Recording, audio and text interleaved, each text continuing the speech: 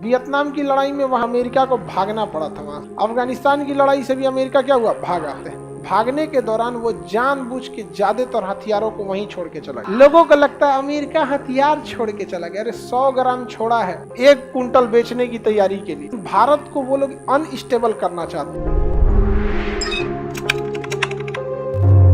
आप भूगोल से नहीं जीत सकते, समझा गया कि नहीं आ गया। यही हार का कारण हुआ था अमेरिका का वियतनाम में। वियतनाम में इतने घने जंगल थे, इतने घने जंगल कि यहाँ से 10-20 फीट के बाद कुछ नहीं दिखता और उसमें दलदल रहता था, उसमें चल नहीं पाते थे। अमेरिका के सैनिक आते थे तो छप छप आवाज करते रहता था वहाँ पे, और कहीं ना कहीं घात लगा के बैठा मार देते थे सब। वियतनाम की लड़ाई में वहाँ के बच्चा बूढ़ा महिला सब हथियार उठा लिया था और अमेरिका को भागना पड़ा था वहाँ। अफगानिस्तान की लड़ाई से भी अमेरिका क्या हुआ, भागा। लेकिन भारत को वो लोग अनस्टेबल करना चाहते हैं। भागने के दौरान वो जानबूझ के ज्यादातर हथियारों को वहीं छोड़ के चला, क्योंकि हथियार अगर छोड़ के जाएगा तो अफगानिस्तान के साथ साथ पाकिस्तान भी अशांत हो जाएगा, और जब पाकिस्तान अशांत हो जाएगा तो कश्मीर को अशांत करेगा। इस अशांति को दूर करने के लिए भारत, पाकिस्तान, अफगानिस्तान तीनों को हथियार खरीदना पड़ेगा, और हथियार के लिए अमेरिका। लोगों को लगता है अमेरिका हथियार छोड़ के चला गया, अरे 100 ग्राम छोड़ा है 1 कुंटल बेचने की तैयारी के लिए। समझ में आ गया कि नहीं आ गया। कैसे आदमी जाता है कुछ खरीदने तो एक टेस्ट करा देता है, लीजिए ना ये खा के देखिए बढ़िया तो है, नहीं समझ में आया। तो लोगों को लग रहा था अफगानिस्तान में अमेरिका ने हथियार छोड़ दिया। अरे जो ये सब हथियार छोड़ने वाले हैं सब बहुत बढ़िया स्ट्रेटजी के तहत क्या किया गया, छोड़ा गया था अनस्टेबल करने के लिए। हम लोग के लिए इसलिए ना हम लोग अपनी फौज पे इतना खर्चा कर देते हैं, बहुत जरूरी है फौज पे खर्च करना, बट वहां से ना डायरेक्ट आपको इनकम रिटर्न नहीं दिखता है। समझ में आएगी नहीं आ गया। अमेरिका वगैरह में क्या इतना ना उन सबका पढ़ाई लिखाई इतना एडवांस हो गया जिसका कोई हद नहीं। हम लोग के यहाँ IIT में, हम लोग के यहाँ सबसे बड़ी इंजीनियरिंग कॉलेज कौन सी, IIT।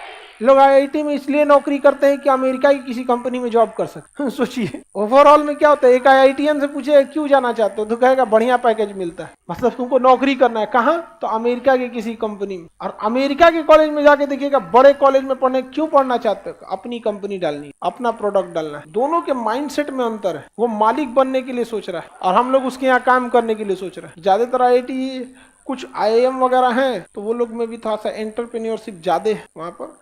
और हमारे यहाँ का कल्चर भी है, लोग बिजनेसमैन को अजीब वैल्यू देते हैं। समझ में आ गया कि नहीं, बिजनेसमैन को लोग वैल्यू नहीं देते। गुजराती इस सब मामले में बहुत अच्छे हैं। गुजरात वाले बिजनेस में थोड़ा भी नहीं शर्माते, कहीं पे भी। वहाँ अच्छा, वहाँ की और लड़कियां भी, फीमेल भी वहाँ पे ऐसा नहीं है, यहाँ पे बहुत स्ट्रेट फॉरवर्ड है। वहाँ पे अपने काम को काम समझती हैं वो लोग। और हमारे यहाँ क्या है कि आधी वर्क जो हमारी फोर्सेज है, महिलाओं को तो घर में डाल के क्वारंटीन करके रख दिया। बाद में ना हम लोग को पता चला क्वारंटीन क्या होता है। आप लोग को तो बचपन से क्वारंटीन में डाला था, नहीं समझे, आप लोग तो बाद में आ जाते। तो भारत में देखेंगे तो ये ज्योग्राफिकली हिसाब से भी बहुत धनी है। समुद्र होने की वजह से और कपास होने की वजह से व्यापार ज्यादा होता है, क्योंकि पहले जमाने में आज भी सबसे ज्यादा दुकानें आपको किसी चीज की मिलेंगी तो कपड़े की मिलेंगी।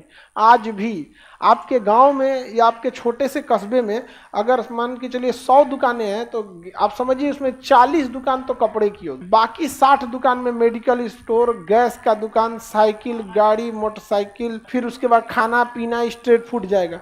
40% दुकान आज भी आपके यहाँ पे किसकी रहेगी, कपड़े की रहेगी। समझ में आ गया। इन कपड़े की दुकान को चलने के लिए सबसे ज्यादा योगदान महिलाओं का है। हाँ, आप ही लोग से कपड़ा, आदमी के भरोसे कपड़ा का दुकान चल रहा है यहाँ पे, वो याद ही ना रहता है कब खरीदना है कब नहीं। यहाँ पे उसको इतना ध्यान थोड़े रहता है। यहाँ पे वो कपड़ा पहनने के 5 मिनट पहले सोचता है जा प्रेस ना था। महिला को ना 1 हफ्ता आगे का मार्जिन लेके चलती है, ओहो इस फ्राइडे को ये हो जाएगा, अगले मंडे को ये हो जाएगा।